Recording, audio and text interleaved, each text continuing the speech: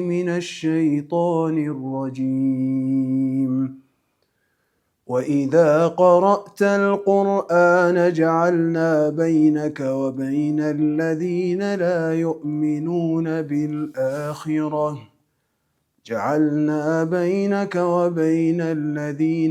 يؤمنون بالآخرة حجابا مستورا وجعلنا على قلوبهم أكنة أن يفقهوه وفي آذانهم وقرا وإذا ذكرت ربك في القرآن وحده ولوا على أدبارهم نفورا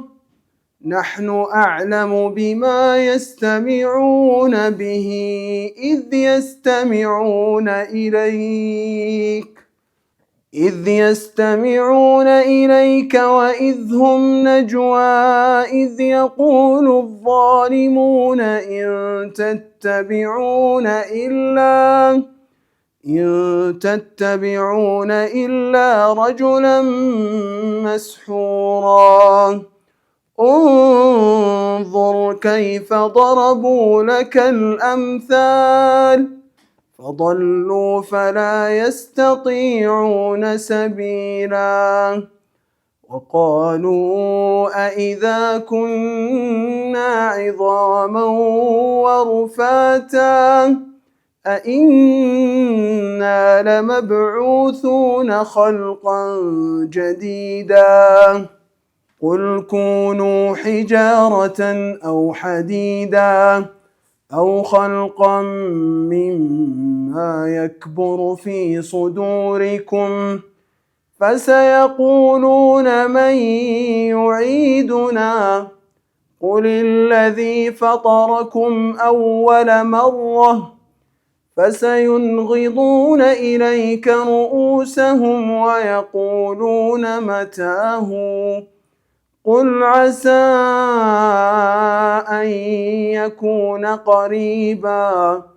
يوم يدعوكم فتستجيبون بحمده وتظنون إن لبثتم إلا قليلا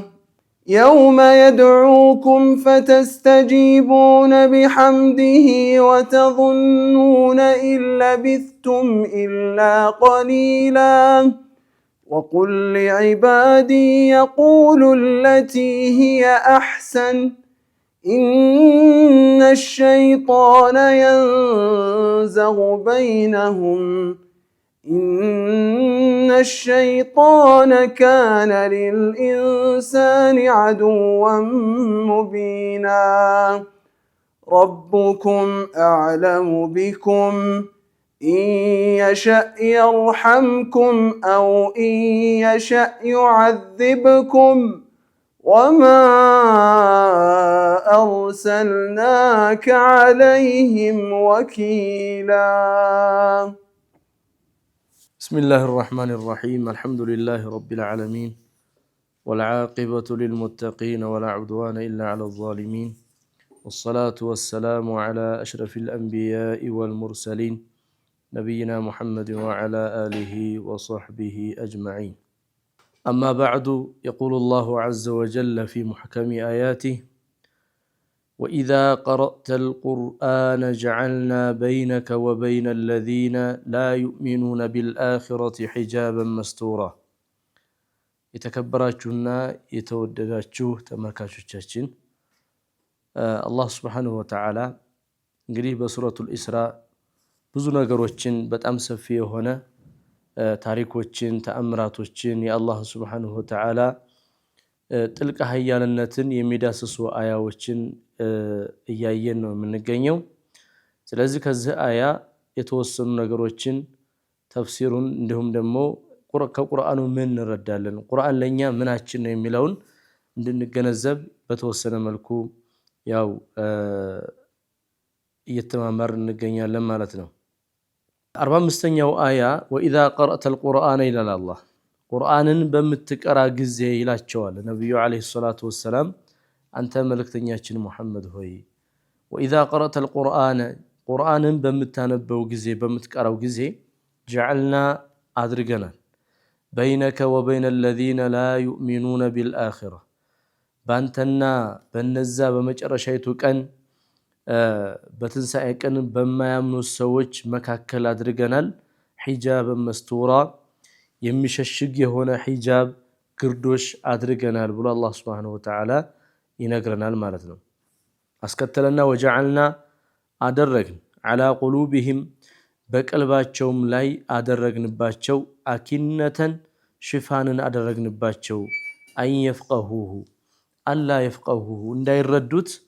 ይህንን ቁርአን በልቦቻቸው ድርቅናን አላህ Subhanahu Wa Ta'ala ሽፋንን አደረገባቸው وفي آذانهم وقرا በጆሮአቸውም ላይ እንደዚሁም ድንቁርናን አደረገባቸው ቢነገራቸው አይሰሙ ቢነገራቸው በልቦናቸው የሚያውቁትና የሚረዱት ነገር የለም وإذا ذكرت ربك في القرآن وحده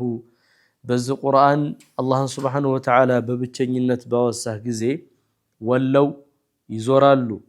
ይሸሻሉ على أدبارهم በጀርባቸው ወደ ኋላ ይሸሻሉ ኑፉራን በቃ የሸሹ ሲሆኑ የበረገጉ ሲሆኑ አንተን ትተውህ በጀርባቸው ዙረው ይሄዳሉ አለ አላህ Subhanahu Wa Ta'ala نحنኛ أعلم بما يستمعون به በሚያዳምጡት ነገርኛ አዋቂነን إذ يستمعون إليك ወደ አንተ መጥተው በሚሰሙና በሚያዳምጡ ጊዜ ኮኛ አዋቂነን وإذ هم نجوا እነሱም በሰሙት ነገር ላይ በሚስጥር ሲያወሩና ሲንሾካሾኩ እኛ አዋቂነን إذ يقول الظالمون እነዛ በዳዮች ብለው በሚሉ ጊዜ እኛ አዋቂነን إن تتبعون إلا رجلا مسحورا ድግምት የተደገመበትን ሰውዬ እንጂ ተከተላላችሁ እንደያሉ በሚሉ ጊዜ እርስ በርሳቸው እኛ እናውቃለን የማናውቅ እንዳይመስል ብሎ አላህ Subhanahu Wa Ta'ala የሙሽሪኮችን ሴራና የሙሽሪኮችን ወሬ ለነብዩ አለይሂ ሰላቱ ወሰለም አጋልጦላቸዋል ማለት ነው انظر اي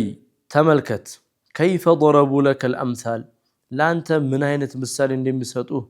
የተደገመበት ደጋሚ እብድ ይያሉ እንደሚሉ ታቃለህ እስኪያቸው እንዴት እንደሚሉ ላንተ ምን አይነት ምሳሌ እንደሰጡ አለ فضلوا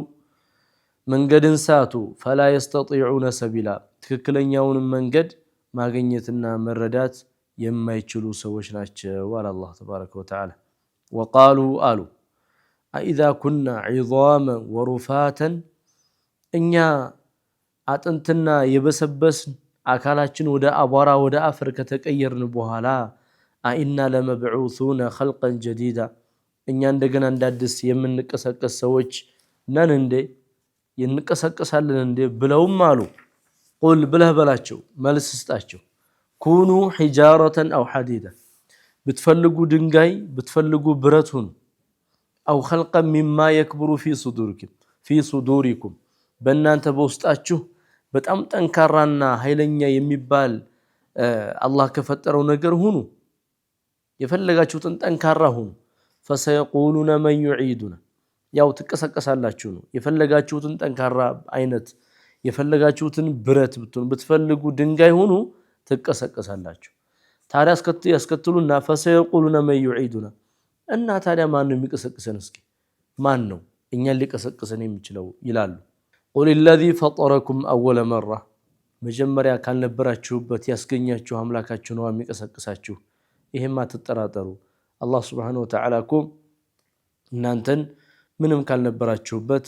መገኘትን ሳትፈልጉ ያስገኛችሁ ሆነ ጌታ አለኮ እሱ ይቀሰቅሳችኋል በላቸው فسينغضون اليك رؤوسهم ጭንቅላታቸውን ሳይወዘውዙልህ አይቀሩም እንደው የመናቅ ሆነን ማለት ነው ويقولون ይላሉ መታሁ ታዲያ ይሄ መቼ ነው ይሄ መቀስቀስ እና መቼ ነው ታዲያ መቀስቀሳችን ካልቀረ እስኪ ንገረን ብለው ይሉሃል ቁል ባላቸው عسى ان يكون قريبا ቅርብ ሳይሆን አይቀርም ይሄ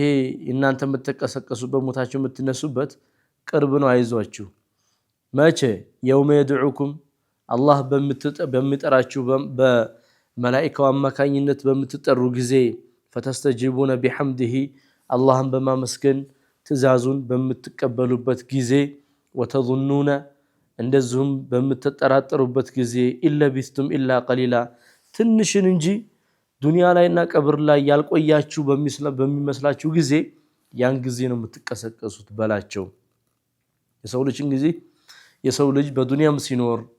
እንደዚሁም ሞቶ በቀብር ላይ ሲኖር ምንም ያክል ሺህ ዓመታትን ይኖር ነገ ከቀብር ሲነሳ ቀብር ላይ የቆየበት ዱንያም ላይ የቆየበት ተደምሮ ትንሽን ሰዓት የቆየ ስለሆነ የሚመስለው